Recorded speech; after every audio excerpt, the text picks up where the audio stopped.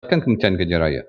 Segala cadangan, pandangan dan teguran oleh Ahli Yang Berhormat itu amat dihargai dan akan diberi perhatian yang sewajarnya. Pembentangan bajet 2014 oleh Yang Berhormat Perdana Menteri turut memberi tumpuan dan penekanan terhadap fokus serta komitmen kerajaan untuk memperkukuhkan pertumbuhan ekonomi negara dan meningkatkan kesejahteraan rakyat melalui pelbagai projek pembinaan. Ini melibatkan pelaksanaan projek dan program infrastruktur awam seperti jalan raya, lebuh raya dan lain-lain kemudahan awam yang dilaksanakan di bawah bidang kuasa Kementerian Kerja Raya. Dalam bajet 2014 ini, kerajaan telah memperuntukkan sebanyak ringgit Malaysia 46.5 bilion untuk tujuan perbelanjaan pembangunan negara secara keseluruhan.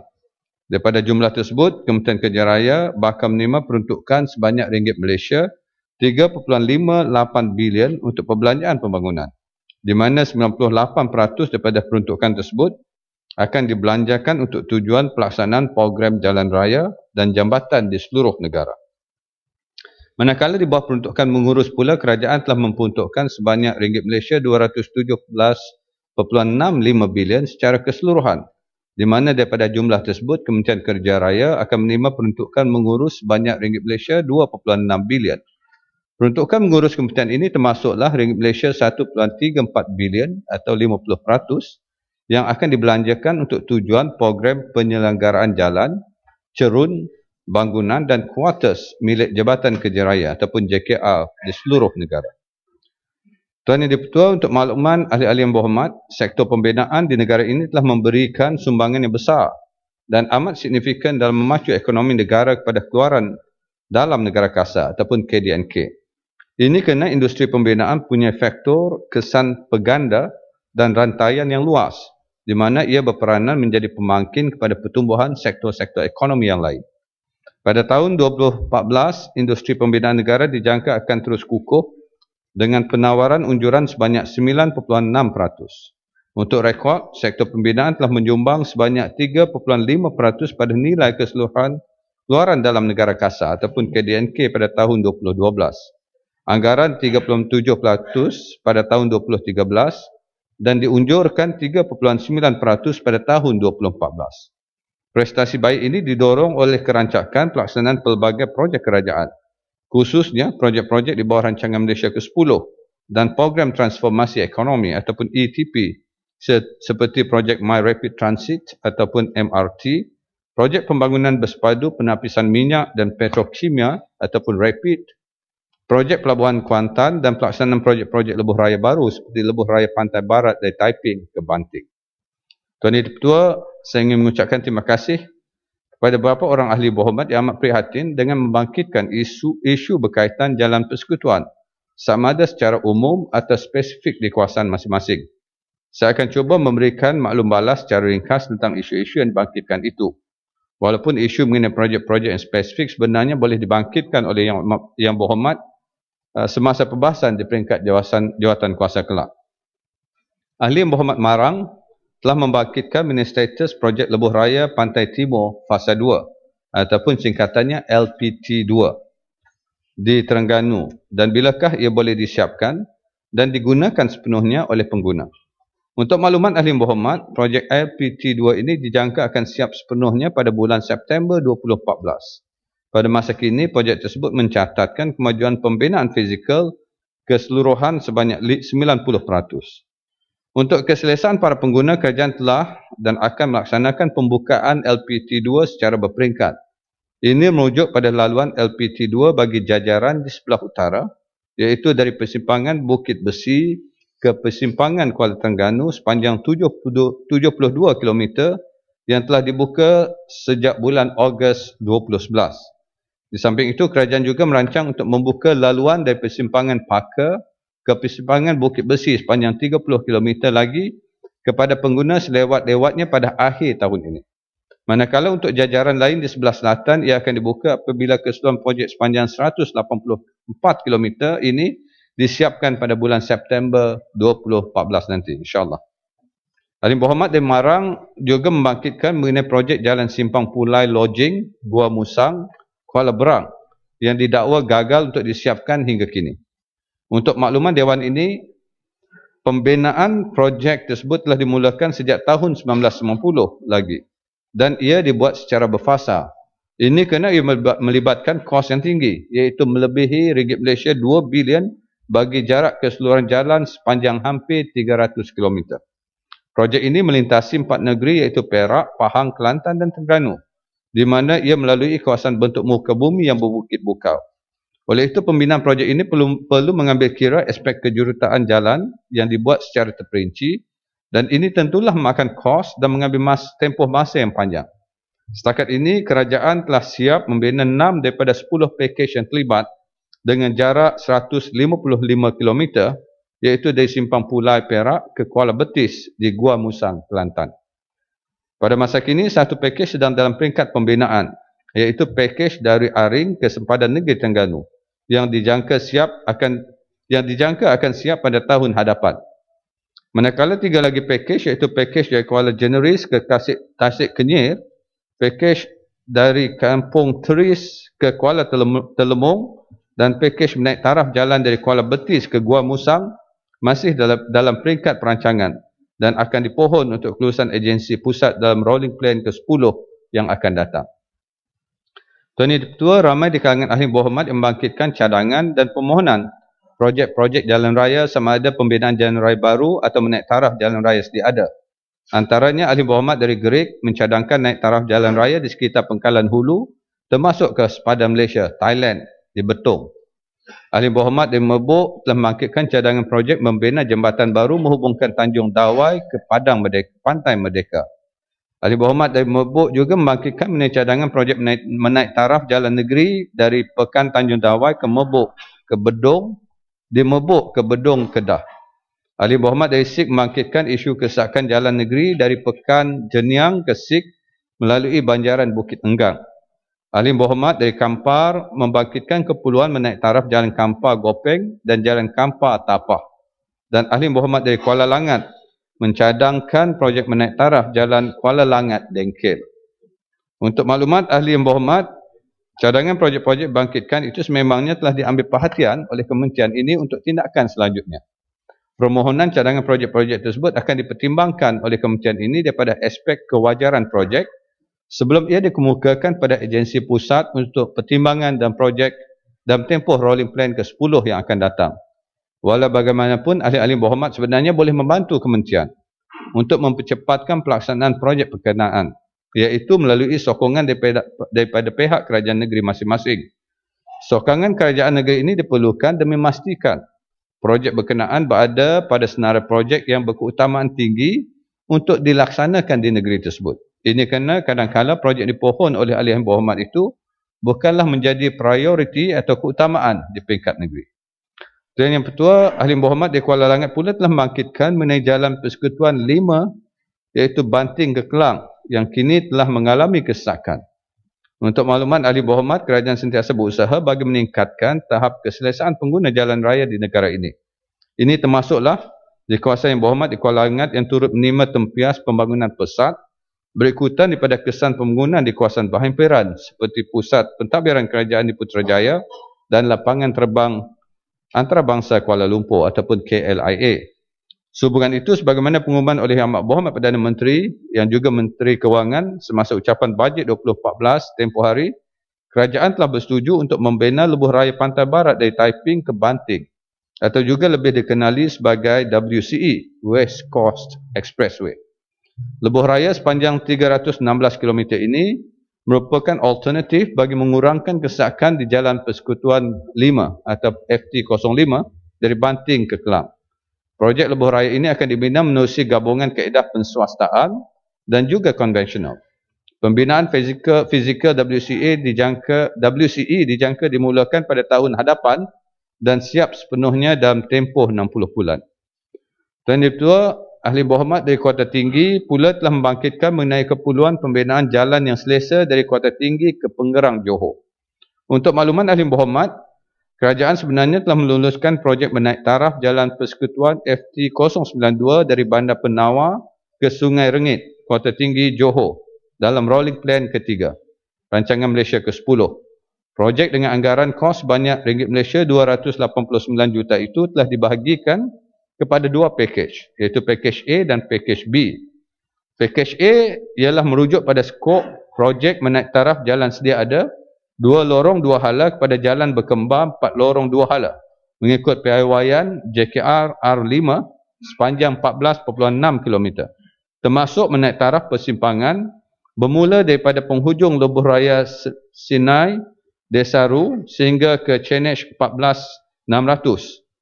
Pakej B pula yang melibatkan skop menaik taraf jalan sedia ada 2 lorong 2 hala kepada jalan berkembang 4 lorong 2 hala mengikut piawaian JKR R5 sepanjang 12 km, termasuk menaik taraf persimpangan dari CNH 14600 hingga ke persimpangan Sungai Rengit. Projek ini dijangka akan dimulakan pada awal tahun hadapan dan ia dijangka siap sepenuhnya dalam tempoh 36 bulan. Alim Berhormat dari Teluk Kemang telah membangkitkan mengenai kelewatan projek menaik taraf Jalan Persekutuan 5, Port Dickson, Pasir Panjang, Linggi yang telah dimulakan sejak tahun 2005 lagi. Sebagaimana Alim Berhormat sedia maklum, pelaksanaan projek ini telah dibahagikan pada dua seksyen. Seksyen pertama, sepanjang 22.5 km telah dimulakan pada bulan Januari 2005 dan sepatutnya siap pada bulan Disember 2009.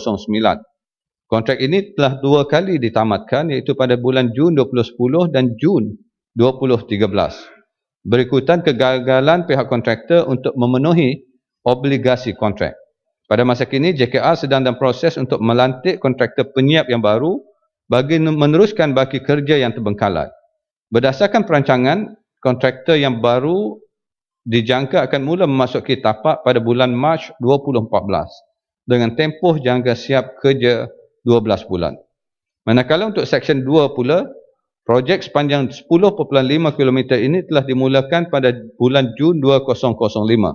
Projek ini sepatutnya siap pada bulan Disember 2009, tetapi ia telah ditamatkan pada bulan September 2010 akibat kelemahan pihak kontraktor. Sehubungan dengan penambatan itu, JKR telah melantik kontraktor penyiap yang baru untuk Seksyen 2 ini pada bulan Februari 2011. Pada masa kini, kemajuan di tapak berjalan lancar dengan kemajuan fizikal sebanyak 90%, iaitu sehingga 31 Oktober 2013. Projek ini dijangka siap mengikut jadual, iaitu pada bulan April 2014. Untuk maklumat Ahli Berhormat, projek menaik taraf Jalan Persekutuan 5, Port Dickson, Pasir Panjang, Linggi sepanjang 32 km ini telah mengalami kelewatan berikutan dari pelbagai masalah, khususnya melibatkan aspek kelemahan pihak kontraktor. Namun demikian, kementerian ini akan memperketatkan lagi aspek pemantauan bagi memastikan projek tersebut tidak lagi tergendala dan dapat disiapkan keseluruhannya dalam tahun 2015. Tuan Yang Di-Pertua, Ahli Berhormat dari Kota Kinabalu telah membangkitkan mengenai status projek Jalan Tuaran ke Kudat yang telah diumumkan oleh Yang Amat Berhormat Perdana Menteri sebelum ini.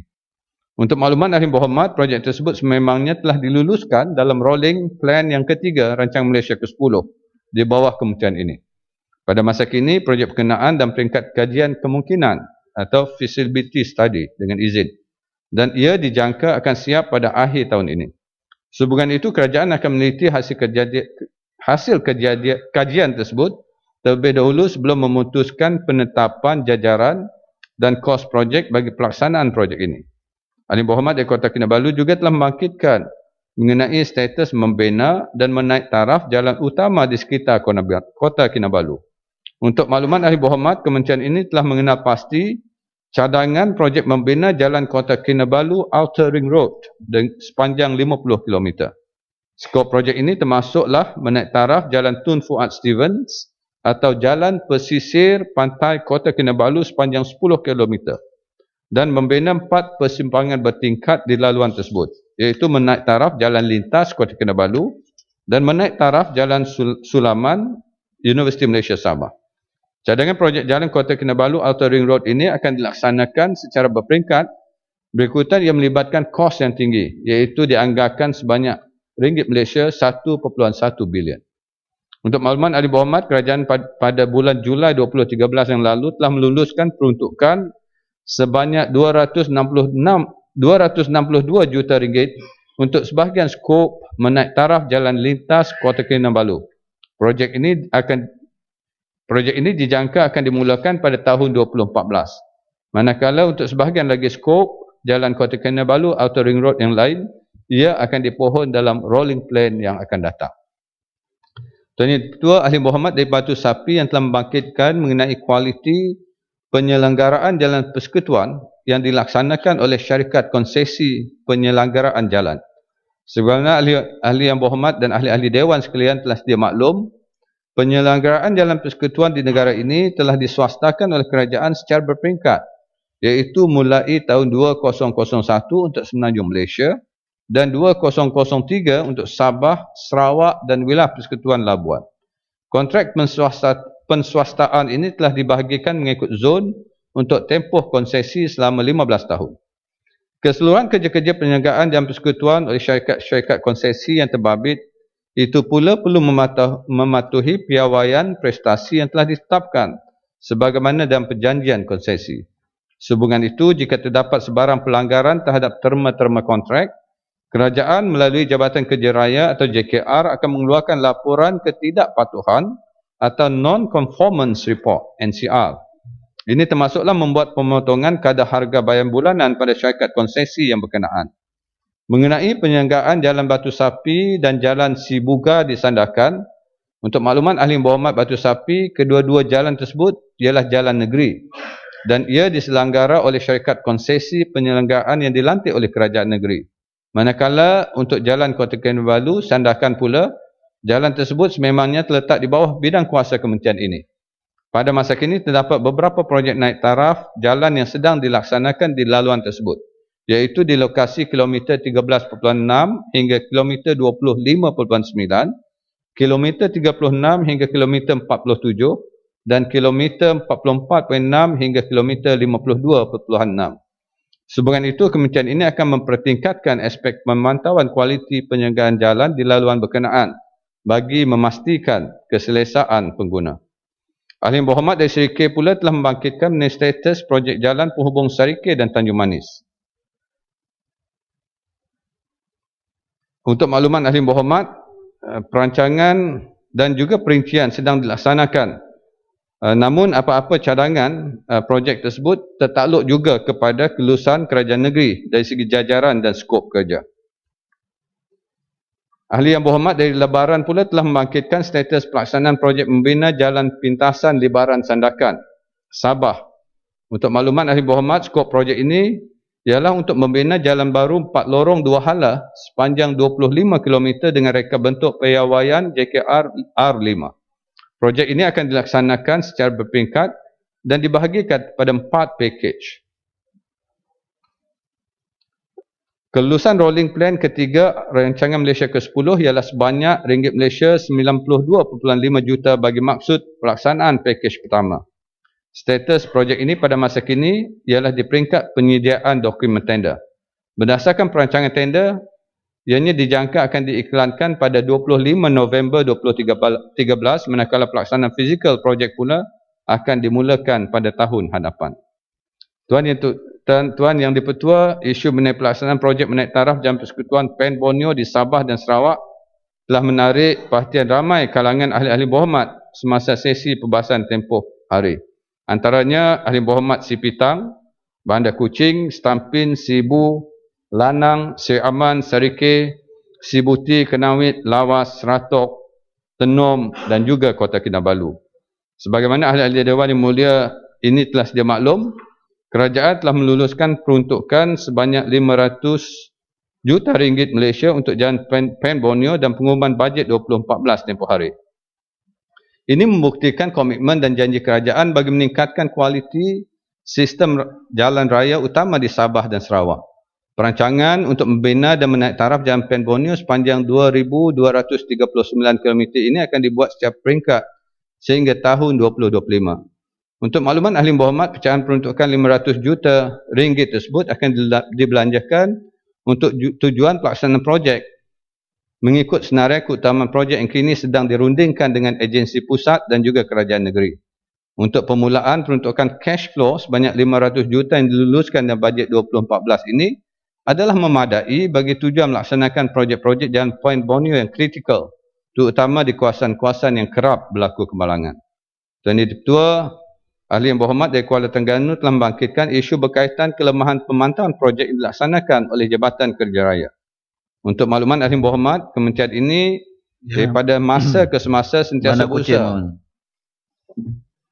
Bandar Kuching. Terima kasih. Tuan, terima kasih. Yang Berhormat Menteri. Yang Berhormat Menteri tadi kata itu 500 juta telah diperuntukkan untuk beberapa tempat yang dianggap kritikal.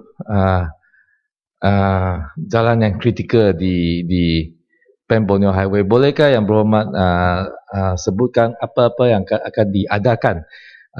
Apakah projek akan dari mana ke mana agaknya itu tempat yang terlibat, di mana itu peruntukan 500 juta akan digunakan? Ya, Sibu bangun juga.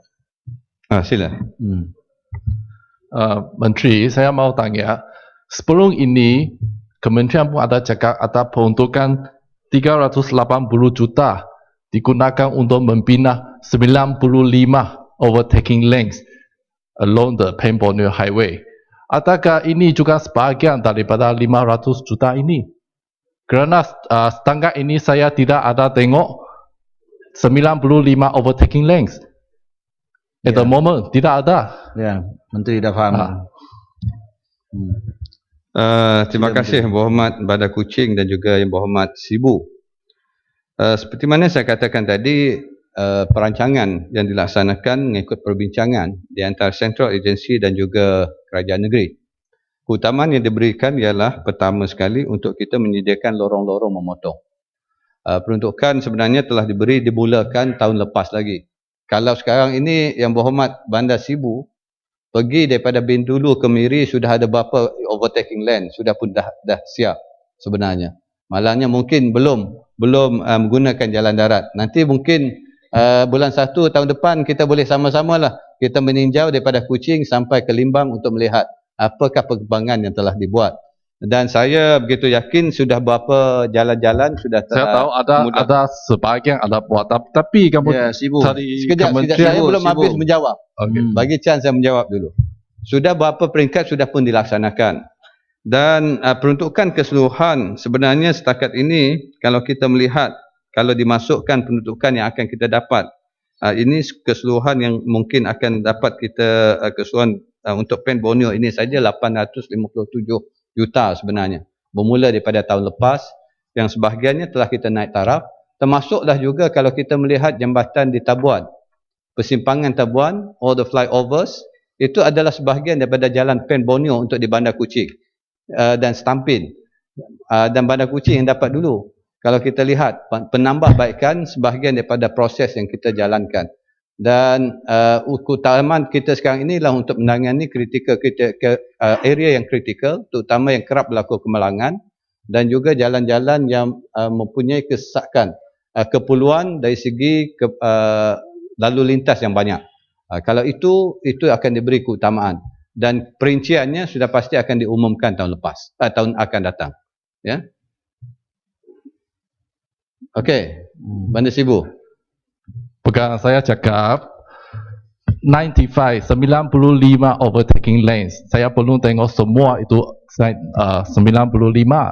Jadi adakah itu 380 juta itu sebagian dari 500 juta yang dalam bajet yang perlu dikemukakan ini?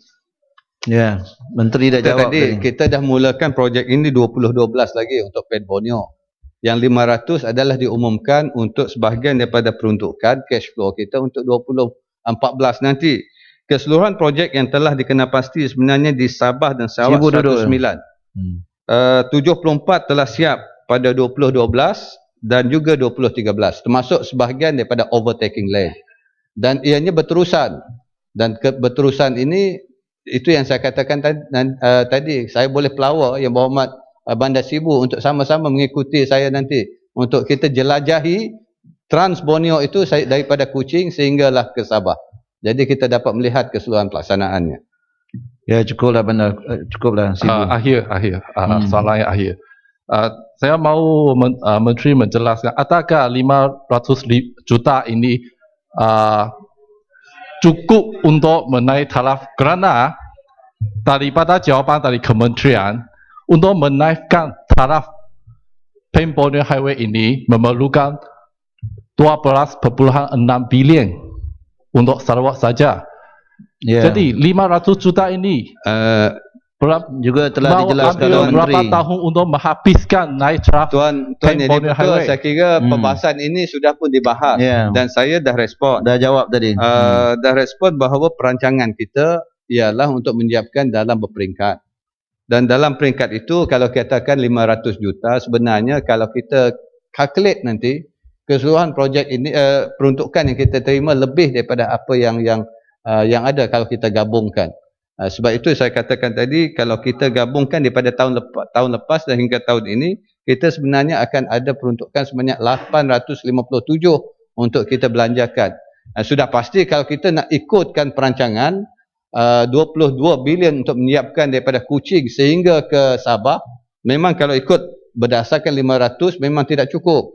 Tapi seperti mana saya katakan tadi, kita sudah mulakan awal lagi, iaitu tahun 2012 sudah bermula projek-projek pelaksanaan untuk meningkatkan jalan-jalan Trans Borneo. Sebab itu saya kira perancangan dari segi berapakah peruntukan, insya-Allah kerajaan kita akan committed dan kita akan ada strategi tertentu untuk melaksanakan hasrat kita meningkatkan jalan Trans Pen Borneo ini.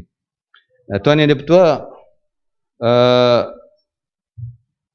saya kembali kepada Yang Berhormat Kuala Terengganu tadi. Sememangnya kita akan sentiasa dari semasa ke masa usaha untuk melaksanakan penambahbaikan aspek pelaksanaan dan pemantauan projek yang dilaksanakan oleh JKR. Sehubungan itu, seperti mana telah saya umumkan, kementerian ini telah mengambil tindakan dengan menubuhkan jawatan kuasa khas pakai yang terdiri pada pihak-pihak terlibat dalam industri pembinaan di negara ini. Tujuan jawatan kuasa ini ialah untuk mengkaji semula semua aspek yang berkaitan amalan pembinaan semasa, termasuk prosedur operasi standard ataupun SOP di tapak pembinaan. Laporan jawatan kuasa tersebut akan dibentangkan pada Jemaah Menteri dan tempoh dekat ini untuk pertimbangan dan tindakan selanjutnya. Di samping itu, tindakan penambahbaikan di peringkat JKR juga telah dan akan dilaksanakan bagi mengelakkan berlakunya kes-kes projek yang tidak mematuhi kualiti pembinaan. Antaranya ialah seperti berikut. Pertamanya, melaksanakan pendekatan proses gerbang nilai di mana pelaksanaan projek akan disemak semula di peringkat tertentu. Kedua, memastikan pemilihan kontraktor dan perunding yang bersesuaian dan kompetent melalui semakan oleh cawangan kontrak dan ukur bahan JKR. Ketiga, mempertingkatkan kelulusan tempoh lanjutan masa ataupun EOT dan arahan kerja tambahan atau singkatannya VO. Keempat, memastikan pegawai penguasa projek ataupun SO sentiasa memantau pelaksanaan projek melalui sesi turun padang dan mesyuarat berkala di tapak projek. Dan kelima, menggiatkan pemantauan projek menerusi sistem ICT seperti skala ataupun eye supervision dan data geospatial.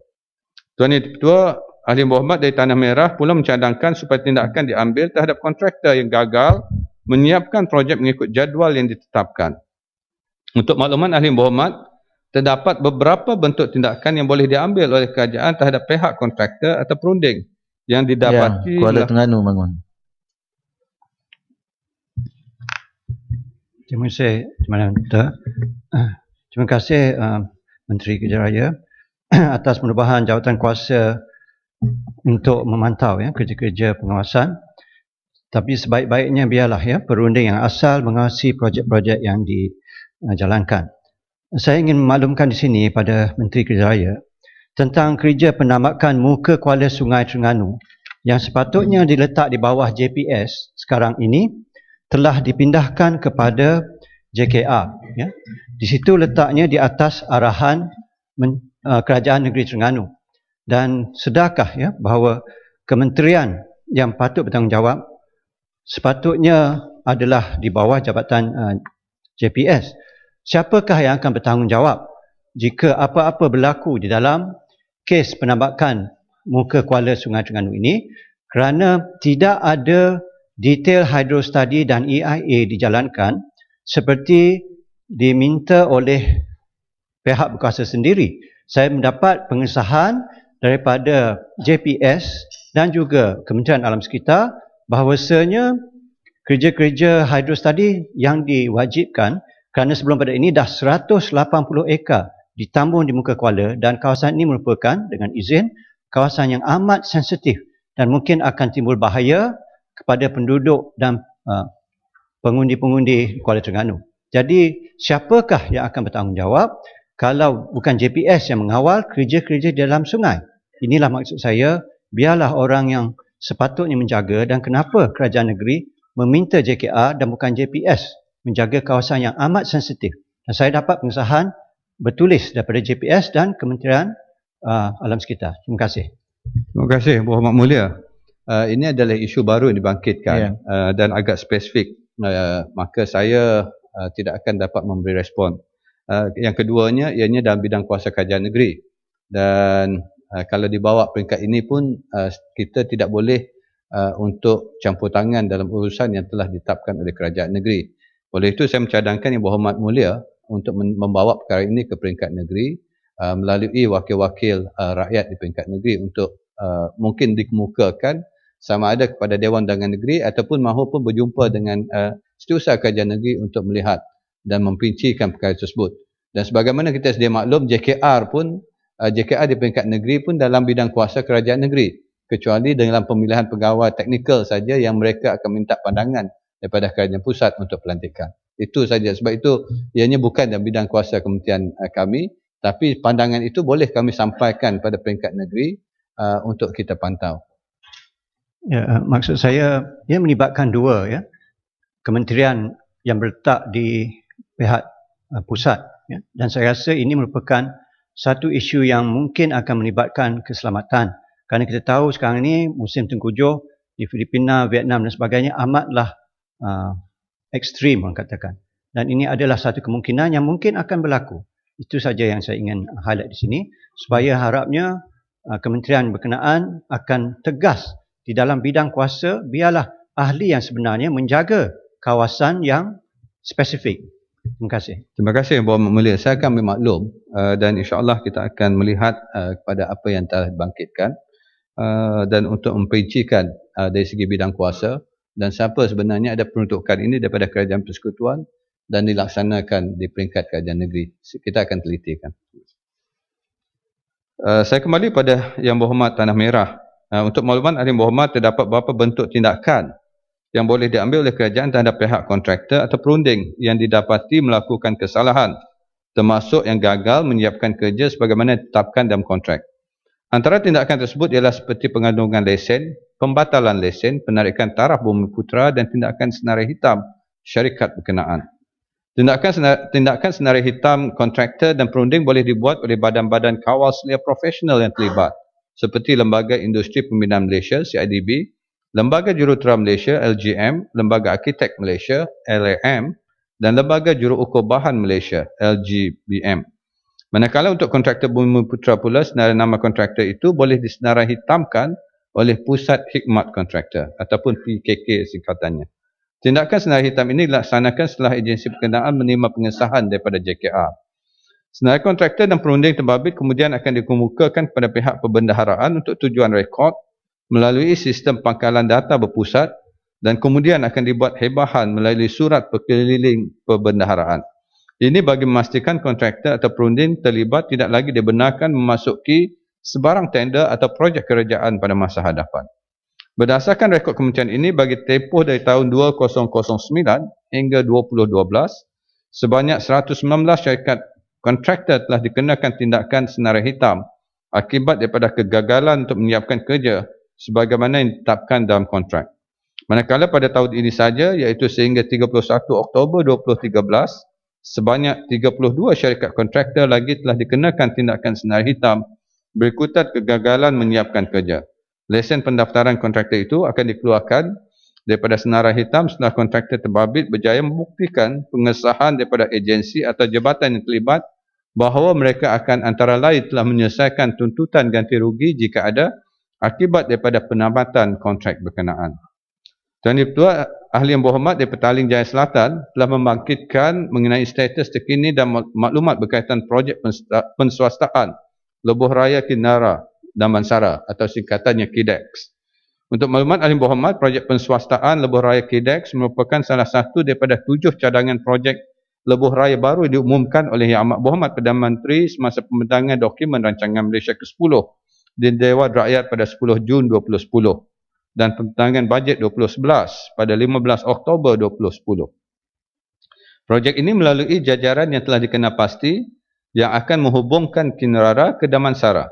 Lebuh Raya KIDEX ini apabila disiapkan kelak akan dapat mengurangkan masalah kesesakan trafik di Lebuh Raya Damansara Puchong ataupun LDP dan sebahagian jajaran Lebuh Raya Sprint terutama di persimpangan Sprint NKVE. Untuk maklumat Ahli Berhormat, Jemaah Menteri pada 11 Mei 2011 telah bersetuju secara prinsip supaya pelaksanaan projek Lebuh Raya ini dilaksanakan secara penswastaan oleh syarikat pembeda konsesi KIDEX Sedia Berhad. Kelulusan ini tertakluk pada rundingan lanjut mengenai terma dan syarat-syarat utama pelaksanaan projek berkenaan. Selaras dengan kelulusan secara prinsip itu, KIDEX Sedia Berhad telah mengemukakan cadangan balas teknikal untuk pertimbangan pihak kerajaan. Begitu berikutan itu, cadangan teknikal khususnya skop, reka bentuk dan perincian komponen pembangunan termasuk anggaran kos yang terlibat telah dipalusi oleh Jawatan Kuasa Teknikal yang diketuai oleh Lembaga Lebuh Raya Malaysia. Manakala cadangan kewangan yang merangkumi tempoh konsesi, struktur kadar tol, cadangan pembiayaan serta kadar pulangan modal ke atas kadar pelabuhan syarikat pula dipahalusi oleh Jawatan Kuasa Kewangan yang diketuai oleh Unit Kerjasama Awam Swasta, Jabatan Perdana Menteri iaitu UKAS dan Wakil Kementerian Kewangan. Untuk maklumat Ahli Berhormat, setakat ini perjanjian konsesi KIDEX masih belum ditandatangani. Oleh itu, maklumat mengenai jajaran, kadar tol, tempoh konsesi dan sebagainya belum lagi diputuskan. Pada masa ini, Jawatan Kuasa Penswastaan Teknikal dan Kewangan yang diselaraskan oleh UKAS, Jabatan Perdana Menteri sedang dalam peringkat akhir untuk memuktamadkan butir-butir terma dan syarat perjanjian konsesi. Berdasarkan perancangan, perjanjian konsesi dijangka akan ditandatangani selewat-lewatnya pada akhir tahun ini. Walau bagaimanapun di sini ingin saya maklumkan bahawa sebelum sesuatu perjanjian konsesi itu dianggap sah atau efektif, pihak konsesi sebenarnya perlu mematuhi dan memenuhi keperluan agensi kerajaan termasuk kerajaan negeri, iaitu seperti berikut. Pertamanya, memastikan reka bentuk jajaran memenuhi kehendak pihak berkuasa tempatan selaras dengan rancangan pembangunan tempatan yang telah diluluskan. Kedua, melibatkan cadangan pindaan terhadap pelan struktur pihak berkuasa tempatan dan perlu diluluskan oleh pihak berkuasa negeri termasuk Majlis Tindakan Ekonomi Negeri. Ketiga, mengadakan proses pengurusan nilai atau value management dengan izin bagi mendapatkan reka bentuk yang paling optimum selaras dengan keperluan sebenar projek dengan mengambil kira sensitiviti kawasan-kawasan jajaran yang terlibat.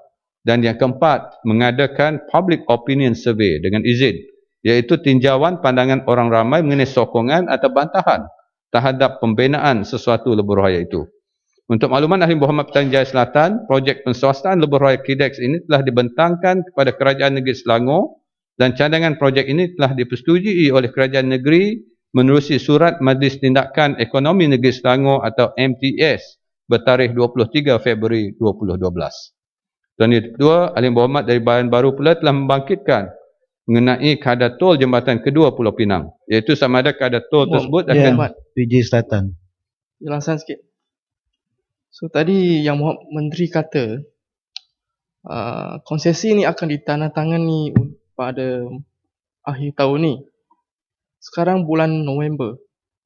Sampai sekarang tak ada penjelasan, tak ada langsung dialog atau public hearing untuk penduduk di MPPJ, penduduk Petaling Jaya yang terlibat. So saya nak dapat penjelasan setakat ni berapakah, bolehkah Yang Menteri beritahu berapakah penduduk rumah atau kilang yang terlibat dalam projek ini yang perlu ambil alih tanah tu. Sebab penduduk sekarang tanya, adakah rumah saya kena, tak kena. So tak ada public hearing langsung. Tapi sekarang Menteri kata nak tanda tangan pada bulan Disember. So boleh bagi penjelasan. Yang saya katakan tadi, perundingan sedang dibuat dan penelitian dari segi teknikal dan juga kewangan diperincikan melalui UKAS, Kementerian Kewangan dan juga LLM. Bila saya katakan perjanjian ditandatangani ialah maknanya ada majlis pertunangan sebelum kahwin. Tunang dulu. You sign agreement menyatakan dari segi prinsip sudah dipersetujui, technical, financial sudah viable. Tapi dia condition, ada condition attached. Condition yang saya sebutkan tadi 4 perkara. Bila dah sign, barulah mereka akan pergi kepada memenuhi sebuah 4 syarat tadi. Iaitu pergi untuk memenuhi segala kehendak, mematuhi segala kehendak ataupun syarat ditetapkan oleh Majlis Kajian Tempatan. Dari segi jajaran, apa yang dikehendaki oleh Majlis Kajian Tempatan itu perlu dipenuhi dari segi alignment ataupun jajarannya. Kedua, mereka kena buatlah public hearing. Kemudian dibentangkan lagi kepada kerajaan, maka baru kerajaan putuskan adakah mereka memenuhi syarat-syarat yang telah ditetapkan. Jadi sebab itu belum tanda tangani perjanjian, maka mereka tidak akan dapat pergi ke public hearing. Kalau penduduk setempat ni tak setuju tentang projek ini dan MPBJ menolak, Majlis Penatangjaban menolak dan juga state tak setuju, adakah federal akan teruskan projek ini? Sebab feedback yang saya dapat, kebanyakan penduduk yang terlibat ni dia reject projek ini. Tak payah buat projek ini. Yang penting ni naik taraf LDP. Naik taraf LDP bagi dia 100% elevated, bukan banner 1 tol, 2 tol lagi jalan lebuh raya yang baru. So, kalaulah PBT bantah, negeri bantah, adakah kerajaan teruskan projek ini? Kalau dikatakan PBP mantah, saya amat tidak bersetuju dengan Yang Berhormat. Sebab peringkat awal sudah ada perbincangan dengan PBT. Malahan seperti mana saya katakan tadi, kalau Kerajaan Negeri Selangor melalui Majlis Tindakan Ekonomi Negeri Selangor telah memberi persetujuan secara prinsip melalui surat 23 Februari 2012, adakah itu bukan representasi bahawa Kerajaan Negeri sendiri menyokong program ini? Jadi kami bertindak berdasarkan apa yang telah dipersetujui. Perbincangan dah diadakan dan maklum balas yang diterima dari segi prinsip dipersetujui. Maka kita bergerak pada peringkat kedua. Iaitu peringkat kedua, sign agreement. Bila agreement telah ditandatangani, ada beberapa peringkat lagi yang mereka kena penuhi. Syarikat konsesi kena engage the public untuk mengadakan public hearing. Dan kalau Yang Berhormat mengatakan ramai yang tidak bersetuju, jadi kalau dibuktikan, maka kita akan mendengar kepada apa yang diterima. Tapi akhirnya, the public survey itu akan kita akan melihat pada kalau seorang tidak bersetuju, 10 bersetuju. Adakah kita kata orang tidak setuju? Jadi ini perkara yang Ya, PJ bila Selatan. public hearing boleh PJ Selatan. Yang Menteri dengan PJ Selatan ya. Tak boleh macam ni, Yang Berhormat. Ikut peraturan ya. Ini macam dialog ni. Tengok peraturan ya. Kalau YB Menteri benarkan mencelah, baru boleh bangun, dan saya setuju baru bangun. Ya, Menteri saya ingat boleh beralih ke isu lain. Ya. Terima kasih. Panjang lagi Yang Menteri. Ya, sila.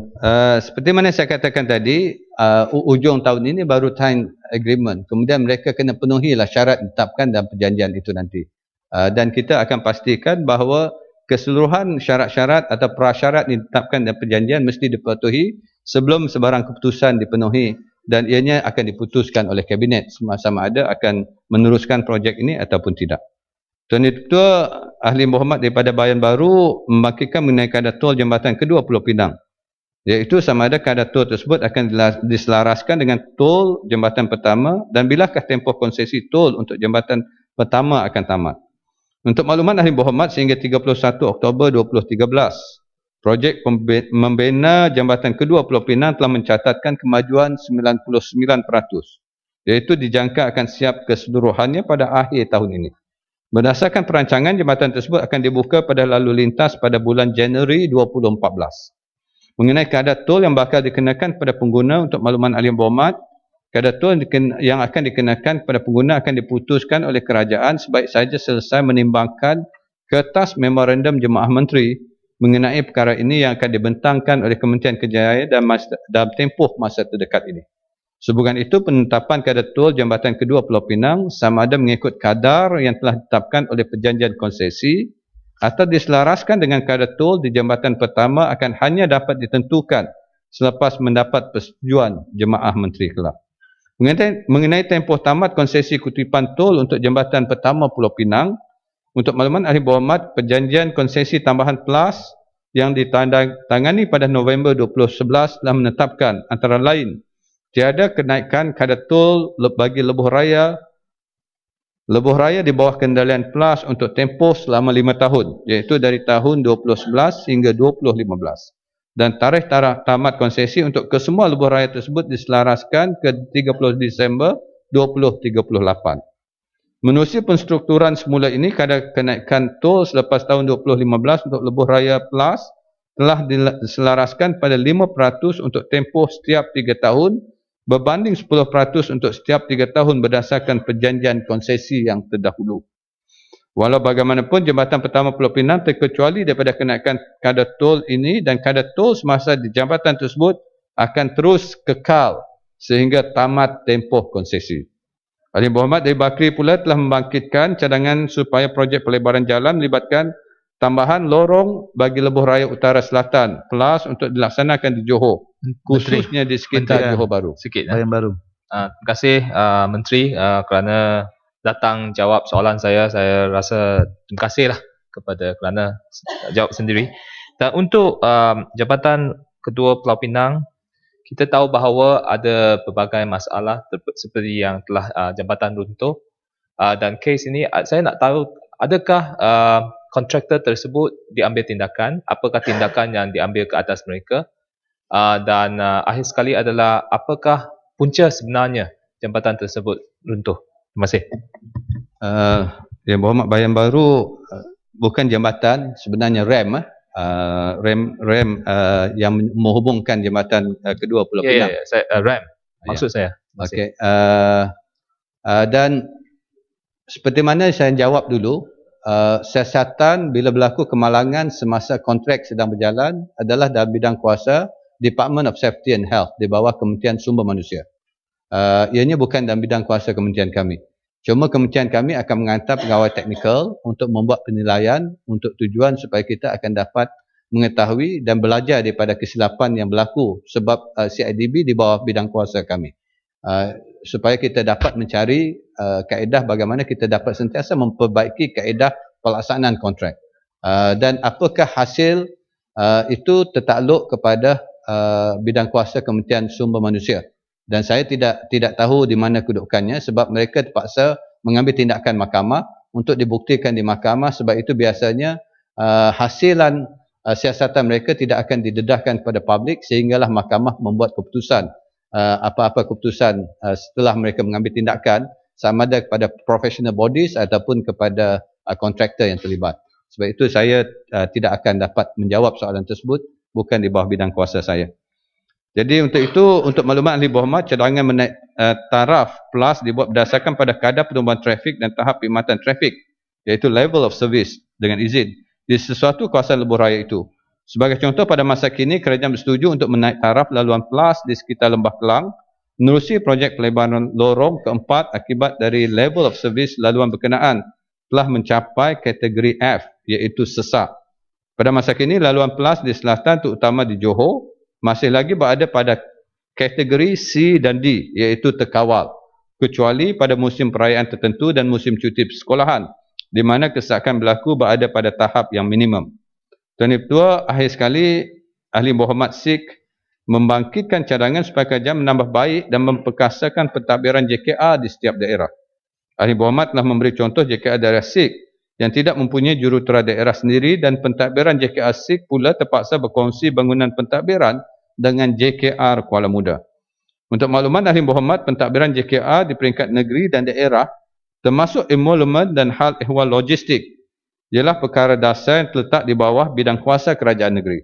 Sehubungan itu, sebarang cadangan penstrukturan semula organisasi JKR di peringkat daerah terletak di bawah bidang kuasa dan tanggungjawab kerajaan negeri.